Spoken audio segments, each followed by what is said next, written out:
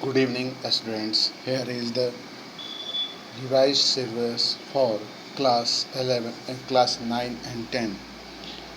We here talk about your short chapter duration 2019 and 2020 and 21. यहाँ पर 2020-21 के change हुए सिलेबस जो कोरोना के चलते आपके सिलेबस शॉर्ट किए गए हैं वो मैं डिस्कस करने जा रहा हूँ।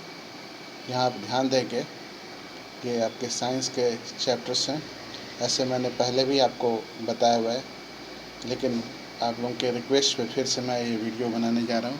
मेरे सामने जो है यह है 9th क्लास एनुअल एग्ज़ाम के लिए है, मार्क्स 30 का होने वाला exam.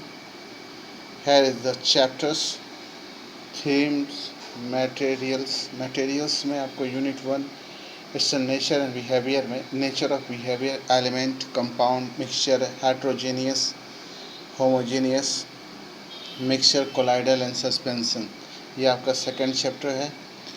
Now particles, nature and their basic unit, atom, molecules, law of constant proportion, atom and molecular mass, mole concept, relationship of mole to mass of the particle and numbers। ये आपका next chapter होता है atom and molecules का। ये आता है structure of atom, वही atomic structure करके है, electron, proton, neutron, valency, chemical formula, common concept, common compounds, isotopes, isobars. ये आपके 3 चैप्टर्स को मेंशन किया हुआ है, तो मैं आपको चैप्टर्स में बता रहा हूँ। ये चैप्टर है आपका दूसरा वाला चैप्टर है जो इस तरह से है, इज मैटर इम्प्योर करके है, इज मैटर प्योर ऐसे करके जो दूसरा नंबर चैप्टर वो है। इसके बाद particle, nature and their basic unit, ये एटम एंड मॉलिक्यूल्स नाम का चैप्टर है, इसी नाम से चैप्टर है। इसके बाद आपका स्ट्रक्चर ऑफ एटम, ये जो चैप्टर है आपका एटमिक स्ट्रक्चर या स्ट्रक्चर ऑफ एटम के नाम से है। अब आइए themes, the world of living, ये बायोलॉजी है।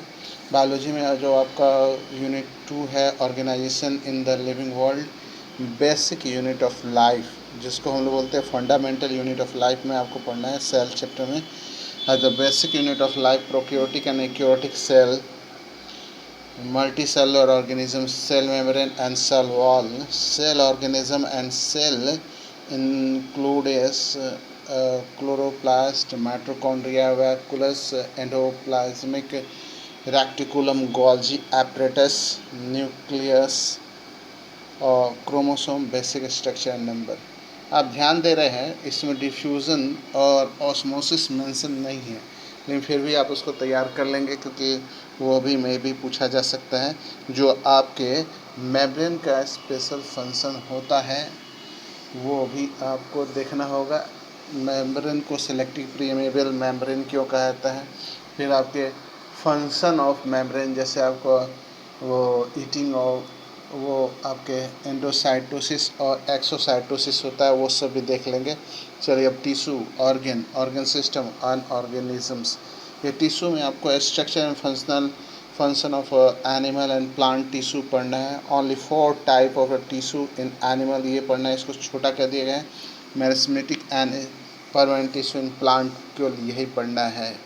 एनिमल टिश्यू के बारे में केवल आपको थोड़े शॉर्ट ही पढ़ने हैं, पूरे जैसे उनके टाइप्स पढ़ने हैं, उनके फंक्शनिंग पढ़ने हैं, उनके स्ट्रक्चर पढ़ने हैं, यही सब पढ़ने हैं। हेल्थ डिजीज़ में ये हेल्थ एंड इट्स फेलियर पढ़ना है।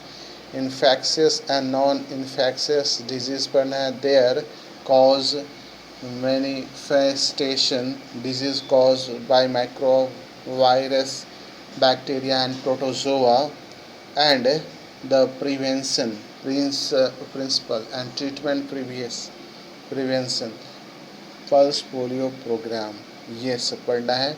अब आता है themes, moving thing, people and idea. इसमें आपका मोशन, फोर्स एंड वर्क, ये चैप्टर है। जैसे मोशन में आपको distance, displacement, velocity, uniform, non uniform motion, along a straight line, acceleration, distance, time and velocity graph for uniform motion and uniformly acceleration motion, derivation of equation of motion by graphically elementary idea uniform circular motion. तो आपको ध्यान होगा v equal to u2 plus half a t square आपको proof करना होगा graphically, v square equal to u square plus 2s ये भी graphically proof करना, v equal to u plus a t, ये सारे चीज़ें आपके जो मोशन चैप्टर के हैं ये सब प्रूफ करना है। और uniform motion, average velocity, speed, ये सारी चीज़ें विच ग्राफ्स, ठीक है, वेलोसिटी टाइम ग्राफ और आपका डिस्टेंस टाइम ग्राफ, ये सब आपको तैयार करना होगा। फिर आइए फोर्स एंड न्यूटन्स लॉ, ठीक है, फोर्स एंड मोशन, इसमें आपको पढ़ना है Newton's law of motion first second third. फिर आपका इसमें action and reaction, force, inertia of body, inertia of mass, momentum, force and acceleration, elementary idea of conservation of momentum. फिर आता है ग्रेविटेशन। देखिए यहाँ पे फ्लूइड नहीं है, आपके फ्लो ऑफ फ्लड्स नहीं है, जिसमें बायोन्सी वगैरह पढ़ते थे वो नहीं है, ध्यान देंगे। तो आपका आ गया gravity, gravitation, universal law of gravitation, force of gravitation of earth, acceleration due to gravity, mass and height, free fall. फिर देखिए आगे है आपका work, energy and power, work done by a force, energy, power, kinetic and potential energy, law of conservation of energy। ये सारे आपके 9th class के syllabus हो गए। चलिए इसी में मैं इसी वीडियो में आपको 10th क्लास के सिलेबस भी समझा देता हूँ, ठीक है। ये एक लास्ट थेम्स रह गया है 9th क्लास के लिए, जिसको बोलते हैं themes natural resources balance in nature. इसमें आ गया our environment, physical resource, air, water, soil, air for respiration, for combustion, for temperature, moment of air and its role in bringing rain across India, air, water and soil pollution, holes in ozone layer भी पढ़ना है आपको, and the portable damage. फिर biogeochemical cycle in nature, water, oxygen, carbon and nitrogen cycles पढ़ना है, ठीक है। ये प्रैक्टिकल है, प्रैक्टिकल आप देख लेंगे, मैं ये आपको दिखा रहा हूँ, स्क्रीनशॉट करके इसको देख लेंगे। ये प्रैक्टिकल्स हैं, प्रैक्टिकल्स के लिए आपको अगर बोलेंगे तो मैं इसका सैंपल आपको मेंशन कर दूंगा और इसके वीडियो भी बना दूंगा मैं।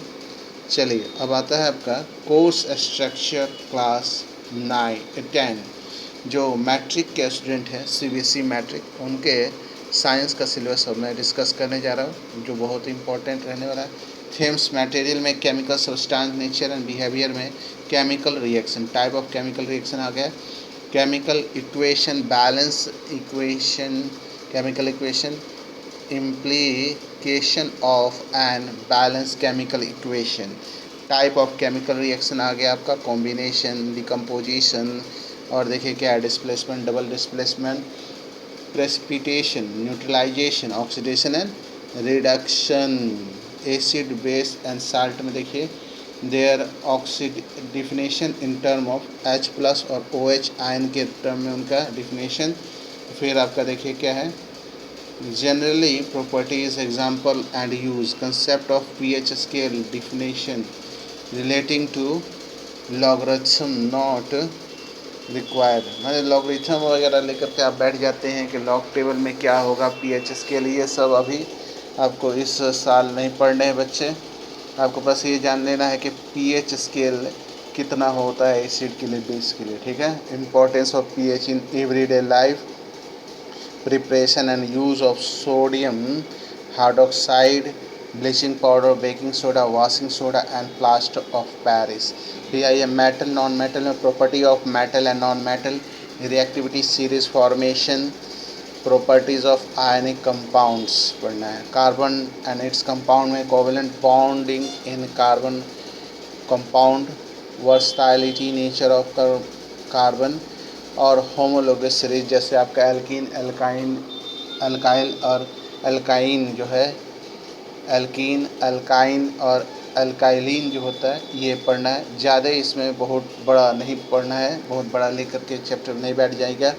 पीरियोडिक क्लासिफिकेशन ऑफ एलिमेंट्स में need of classification, really attempt at classification of element, जैसे ड्रॉबनेट ट्रेड्स पढ़ना है इसमें जो आपका पीरियोडिक क्लासिफिकेशन था। न्यूलैंड्स लॉ ऑफ ऑक्टेट पढ़ना है, ऑक्टोवाज पढ़ना है। फिर आपके मैडली पीरियोडिक टेबल पढ़ना है, पीरियोडिक टेबल पढ़ना है, modern periodic table, gradation in property, valency of atomic number, metallic and non metallic properties, यानी कि सबसे बड़ा चैप्टर आपका हो गया पीरियोडिक टेबल। आप कार्बन एंड कंपाउंड में ज़्यादा समय नहीं खा पाएंगे, है ना, नहीं तो आपका पीरियोडिक टेबल से जो क्वेश्चन पूछा जाएगा वो छूट सकता है मेरे ख्याल से। थीम्स आ गया द वर्ल्ड ऑफ लिविंग, इसमें आ गया वर्ल्ड ऑफ लिविंग में life process, living being, basic concept of nature, respiration, transportation, transport and excretion in animal and plant, plant और एनिमल दोनों के बारे में जो आपके लाइफ प्रोसेस में है वो पूरा लाइफ प्रोसेस पढ़ लेना है। Reproduction, reproduction in animal and plant, asexual, sexual reproduction, health need and mention of family planning, safe sex versus HIV, AIDS, children bearing and women's health। Heredity evolution में आपको पढ़ना है Mendel's contribution, law of inheritance of trait, sex determination और brief introduction, sex determination और brief introduction, इसलिए इसको ध्यान से देखिएगा। बहुत बड़ा चैप्टर होता है हेरिडिटी एवोल्यूशन जिसको बहुत छोटा कर दिया गया है, ठीक है। अब आता है नेचुरल फिनोमेना, नेचुरल फिनोमेना में आ गया reflection of light by curved surface, पूरा किताब नहीं पढ़ लेना है, पूरा चैप्टर नहीं पढ़ लेना है। इसमें देखिए बोला रिफ्रैक्शन, रिफ्लेक्शन, ठीक है। Image found by spherical mirror, centre of curvature, ये आपका principal axis, principal focus, principal length, mirror formula, derivation not required, derivation वगैरह में नहीं पढ़ जाएंगे। मैग्नीफिकेशन ये सब पढ़ना है। रिफ्रैक्शन में लॉ ऑफ रिफ्रैक्शन और रिफ्लेक्टिव इंडेक्स आप तैयार कर लेंगे। Refraction of light by spherical lens, वो आपका कॉन्वेक्स और concave lens, image found by spherical lens, lens formula, derivation इसका रिक्वायर्ड नहीं है। Magnification power of lens, refraction of light through a prism भी पढ़ना है। Dispersion of light, scattering of light, application in daily life, ठीक है।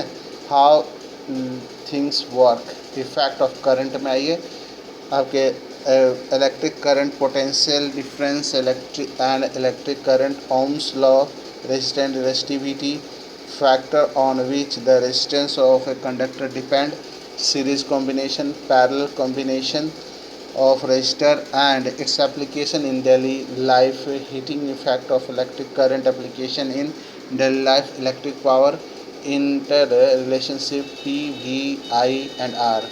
तो मेरे ख्याल से आपका जो इलेक्ट्रिक जो चैप्टर है इलेक्ट्रिसिटी वाला वो पूरा ही पढ़ लेना है, ठीक है। फिर आता है मैग्नेटिक इफेक्ट ऑफ करंट में, magnetic effect, magnetic field, field line, field due to current carrying conductor, field due to current carrying coil or solenoid, force on circular carrying conductor, आपका फ्लेमिंग लेफ्ट हैंड रूल, फिर electric motor, electromagnetic induction, induced potential difference include current, Fleming right hand rule. फिर आपका natural resource में आ गया, natural resource में our environment, ecosystem, environmental problem, ozone depletion, waste product and their solution, biodegradable and non biodegradable resources में substances, ठीक है। तो इस से आपका ये 10th क्लास का सिलेबस ख़त्म हो गया। इसके बाद देखिए एक इधर है थोड़ा मैनेजमेंट ऑफ रिसोर्सेस है, इसमें conservation and judicial use of nature resources है। इसमें फॉरेस्ट एंड वाइल्ड लाइफ हो गया, कोल पेट्रोलियम कंजर्वेशन हो गया, एग्जांपल ऑफ पीपल प्रैक्टिसेस हो गया, big dam advantage and limitation, alteration if any, water harvesting, sustainability of natural resource. ये ख़त्म हो गया इससे आपका, या प्रैक्टिकल वाले चीज़ें आ गई। इसमें आप अगर चाहेंगे तो मैं नोट्स के रूप में आपको दे दूँगा, ठीक है। ये सब आप देख लेंगे, है ना। चलिए आज के वीडियो में इतना ही। इस वीडियो को लाइक करें, शेयर करें, सब्सक्राइब करें। मैंने दोनों क्लास के 9 और 10 दोनों क्लास के शॉर्ट हुए चैप्टर्स का यह वीडियो बनाया है। इस वीडियो को ज़्यादा से लाइक करें, शेयर करें, सब्सक्राइब करें। Thank you, have a nice day. मैं जल्द ही आप लोगों की पढ़ाई भी शुरू कर दूँगा। और इसके अलावा जो आपके 11 12 के जो आपके साइंस और मैथ्स के वीडियो बनने थे वो भी जल्दी शुरू हो जाएंगे। Thank you, have a nice day.